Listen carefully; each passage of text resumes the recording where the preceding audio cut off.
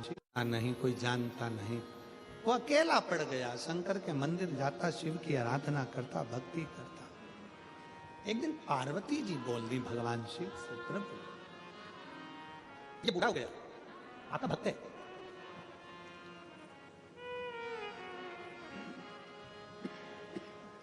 ये बूढ़ा, ये आपका भक्त है,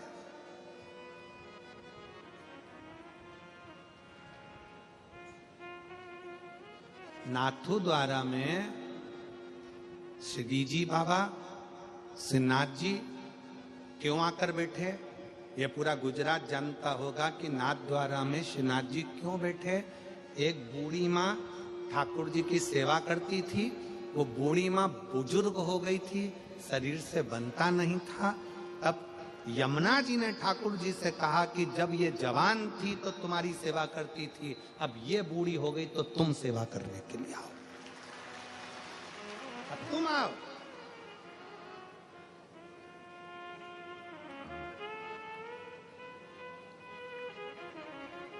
पार्वती जी ने शंकर जी से कहा ये बुजुर्ग हो गया। शंकर भगवान बोले सुन पार्वती, तन बूढ़ा होता है, ताकत बूढ़ी होती है। पार्वती, तन बूढ़ा होता है, ताकत बूढ़ी होती है, सत्ता बूढ़ी होती है, वैभव बूढ़ा होता है, पर पार्वती व्यक्ति ने जो कर्म किया है ना, चरित्र व्यक्ति का कभी बूढ़ा नहीं होता, वो बूढ़ा नहीं होता। पार्वती, अभी तक इसने अपने परिवार को जो करा था वो अपनी जगह छोड़, अब तू देख, अकेला आकर बैठा, जिसकी वो औषधि कराता था वो बुजुर्ग सामने आकर बैठ गए। काका जी कैसे हो, अकेले बैठे हो, आया करो घर। धीरे धीरे धीरे धीरे जिनकी सेवा उसने करी थी उन्होंने इसकी सेवा करना प्रारंभ करा। जिसको एजुकेशन कराया था उन एजुकेटेड बच्चों ने इसका सम्मान करना प्रारंभ करा। आपने मुझे विद्याध्ययन कराया, नहीं तो मैं कहां चलेगा, मैं कहां जाता।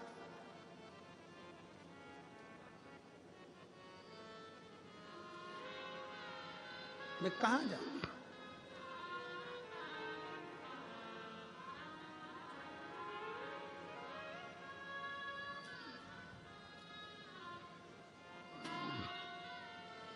तन बूढ़ा होगा ना चलेगा, ताकत बूढ़ी होगी ना चलेगा, वैभव बूढ़ा होगा ना चलेगा, बल बूढ़ा होगा ना चलेगा, और चरित्र बूढ़ा मत होने। अच्छा कर्म करिए, जितना श्रेष्ठ बन सकते हो अपने चरित्र को श्रेष्ठ बनाने का प्रयास करिए, अच्छा इंसान बनने का प्रयास करिए।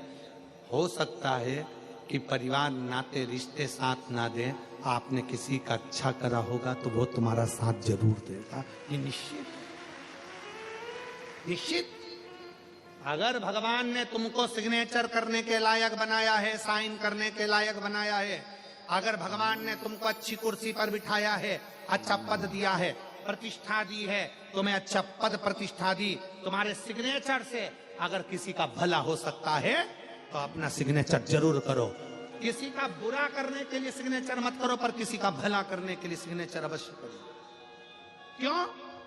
एक बार तुमने किसी का भला करने के लिए अगर सिग्नेचर का प्रयोग कर लिया तो यह पक्का है कि जिसका अच्छा करा है ना, तुम्हारे घर के लोग भी, ये कुर्सी रहती है ना, सत्ता रहता है ना, वैभव रहता है ना, तब तक तो घर के लोग भी खूब, काका जी ने, फूफा जी ने, मामा जी ने, पिताजी ने, माता जी ने, ये जी ने, वो जी ने, फलाना जी ने, इनका जी, और जैसे ही तुम कुर्सी और सत्ता से नीचे आते हो ना, तब तुम्हारा सिग्नेचर भी काम नहीं करता। रिटायर होने के बाद सिग्नेचर काम करता है क्या? जम के बोलो जरा। रिटायर होने के बाद कोई अपनी कुर्सी पर जाकर बैठ जाए, थानेदार रिटायर हो गया, थाने में जाकर सिग्नेचर करेगा, उसका कोई मायना नहीं है। अगर कोई व्यक्ति सिग्नेचर करने के लिए आतुर होगा तो उसका सिग्नेचर काम नहीं करेगा। बैंक का मैनेजर रिटायर हो गया, बाद में सिग्नेचर करने बैंक में जाएगा तो उसका सिग्नेचर काम नहीं आएगा। जिस समय कुर्सी पर हो उस समय अपने पद के साथ अहंकार को दूर करो और प्रयास करो कि किसी का भला हो सके। प्रयास करो किसी का भला हो सके। तुमने जिसका भला करा है, कुर्सी जाने के बाद कोई पूछे चाहे ना पूछे, पर किसी का तुमने भला करा है, वो पूरे मरते दम तक तुम्हारा साथ नहीं छोड़ता, तुम्हारा सम्मान करता, आदर करता, सत्कार करता। और मत बुरे कर्म कर बंदे, वरना पछताएगा, भगवान की आंखों से तू बच नहीं पाएगा, तू बच नहीं पाएगा। अरे ओ अज्ञानी मत करना दानी, तेरे कर्म का फल भी तू ही पाएगा, जैसा किया तूने तेरे आगे आएगा। मत बुरे कर्म कर बंदे, वरना पछताएगा, भगवान की आंखों से तू बच नहीं पाएगा, तू बच नहीं पाएगा। दुनिया के लोग अपनी कथा में कहते होंगे कि स्वर्ग जाओगे, नरक जाओगे, ये वर्णन करेंगे, वो वर्णन। एक जगह भी नहीं लिखा कि मरने के बाद स्वर्ग जाओगे कि नरक जाओगे। वेद व्यास जी ने इतना जरूर लिखा कि अपने कर्म का भोग इसी संसार में भोगोगे, यहीं पर स्वर्ग है और यहीं पर नरक है।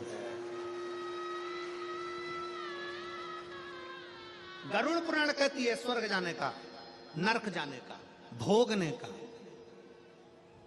सारी पुराणे कहती हैं, भागवत में भी वर्णन आता है कि इतने नरक होते, इतना स्वर्ग का भाव है। सारे पुराण कहेंगे नरक और स्वर्ग का, पर शिव महापुराण नहीं कहती कि तुम नरक जाओगे कि स्वर्ग जाओगे। शिव महापुराण की कथा कहती है अपना कर्म अच्छा करते चलो, अपना कर्म अच्छा करते चलो। जब श्रेष्ठ कर्म करते चलोगे तो यहीं पर, यहीं स्वर्ग है।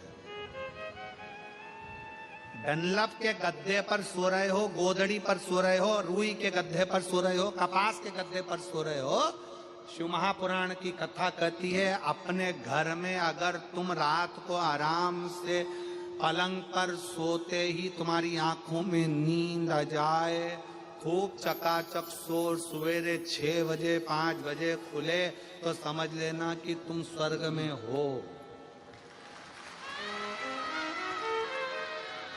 और डनलप के गद्दे में, एसी के रूम में, एक गिलास दूध पीने के बाद बाजू में खुशबू देने वाला परफ्यूम रखा होने के बाद भी रात को नींद की गोली खाकर सोना पड़ रहा है, और तो भी 2:30-3 बजे नींद खुल गई, समझ लेना नरक की जिंदगी जी रहा है।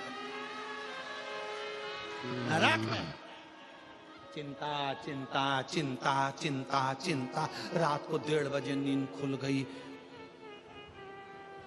2 बजे नींद खुल गई।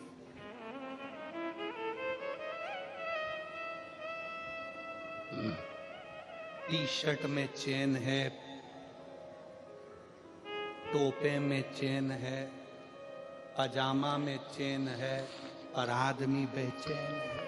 क्या काहे की चिंता, क्या चिंता? रात को नींद नहीं आ रही, 2:30 बजे नींद खुल गई, पत्नी बोल रही है, ओ है ना,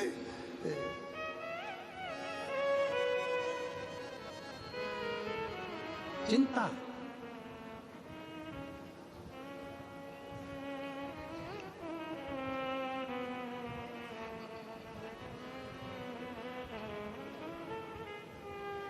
एक पति सो रहा था, पत्नी साथ में।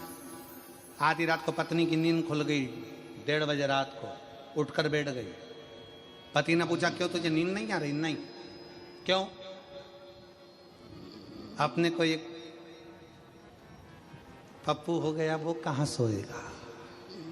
पति बेचारा पलंग पे से थोड़ा सा सरका और पत्नी से कहा यहाँ सोएगा, अब तू सो जा, मुझे सुबह दुकान जाना है, सो। पत्नी फिर सोई, 2:30 बजे फिर जग गई।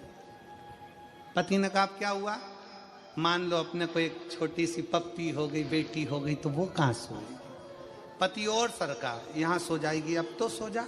पत्नी फिर सो गई। पति 3:30 पे फिर जग गई। पति ने कहा अब क्या हुआ? मान लो एक और पप्पू हो गया तो पति और सर का पलंग से धड़ से नीचे गिर, धड़ से।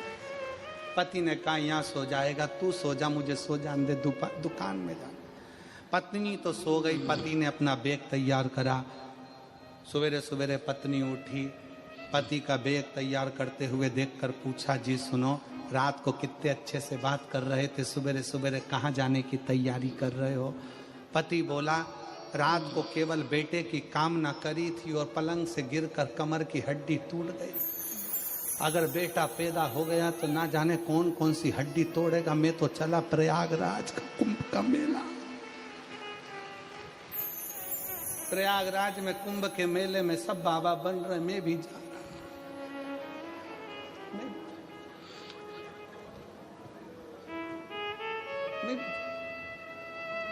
पुत्र की कामना आधी रात की नींद तुड़ा देती है। बच्चों की चिंता आधी रात की नींद तुड़ा देती है। घर में रखा धन आधी रात की नींद तुड़ा देता है। विचार करिए, जरा सा इनकम टैक्स ऑफिसर घर में आकर बैठ जाते हैं तो टेंशन हो जाता है। टैक्स वालों ने कह दिया फाइल लाओ, तुम्हारी जरा सी टैक्स की फाइल देखी और तुम्हारे सिर पे पसीना आ गया। ये तो जमीन के लोग हैं जो तुम्हारी फाइल देख रहा है, ऊपर वाला फाइल देखेगा तो क्या क्या छूटेगा। विचार कर, ये तो नीचे वाले फाइल देखें, संसार के लोग फाइल देख रहे हैं तो पसीना छूट रहा है, ऊपर वाला देखेगा। सूरत में कथा हुई थी, एक दिन नहीं गई, आजा साइड में खड़ी हो भाई, चल। इतना जोड़ जोड़ के घर में रखा था, किसी को एक गिलास पानी नहीं पिलाया। बाजुआ बाजू माँ तो पूछेंगे भी नहीं कि केम छो, पानी पूछेंगे।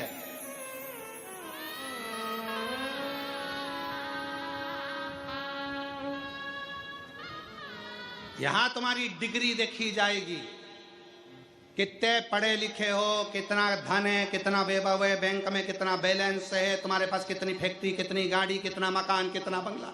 संसार में तुम्हारी डिग्री देखते हैं, वहां डिग्री नहीं, तुम्हारा कर्म देखते हैं कि तुम्हारा कर्म कैसा। नहीं देखेगा,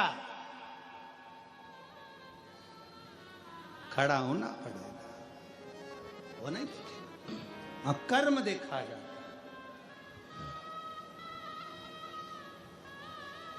कौन देखेगा? एक बेटी ने एक पत्र लिखा, उस पत्र में लिखा कि मेरा नाम ज्योति रमेश माली है, मेरे पति का नाम रमेश भट्टू माली है, सूरत की रहने वाली हूँ और कड़ोदरा 4 रास्ता की निवासी, सोसाइटी, मेरा मोबाइल नंबर ये है। कहीं बैठी हूँ तो हाथ हिला सकते। मेरे पति को दांत का दर्द होना था, हम डॉक्टर के पास गए और डॉक्टर बोला कि दांत निकालना पड़ेगा। ऐसा बोला, हमने दांत निकलवाने के लिए 15 दिन के बाद जांच करवाया तो डॉक्टर ने बोला कि इनको कैंसर का असर है और हमने रिपोर्ट की है, सीटी स्कैन भी किया। डॉक्टर ने बोला ऑपरेशन करना पड़ेगा। हमने 26/10/2024 को ऑपरेशन करवाया। ऑपरेशन होने के बाद डॉक्टर बोले कि इनकी कोई गारंटी नहीं ले सकता, पेशेंट की 24 घंटे बाद बताऊंगा तब हम कुछ बोल पाएंगे। फ़ोन किया, मेरी गली के कुछ आंटी ने बोली, फिर मैंने फ़ोन किया, मेरी गली के कुछ बहनें मानी और उनको बताया कि डॉक्टर ऐसा बोल रहा है। उसने शिवजी पर चढ़ा हुआ बेलपत्र और जल भेजा और मैंने आईसीयू वाले को बताया कि मेरी इतनी मदद करना कि जो बेलपत्र मेरे पति के तकिए के नीचे रख देना और भाई को पानी पिला देना। ऐसे मेरे महादेव की कृपा हुई। मेरे बाबा को मैं क्या वर्णन करूं, मेरे पति 24 घंटे बाद होश में आ गए। फिर भाभी सीहोर गई, रुद्राक्ष लाई, जल दिया। आज बाबा की कृपा से पूर्ण तरह से स्वस्थ हो गए। मैं बाबा को धन्यवाद देती हूँ। अपना कर्म अच्छा था ना, कर्म की श्रेष्ठता के अनुकूल हमें फल प्राप्त होता।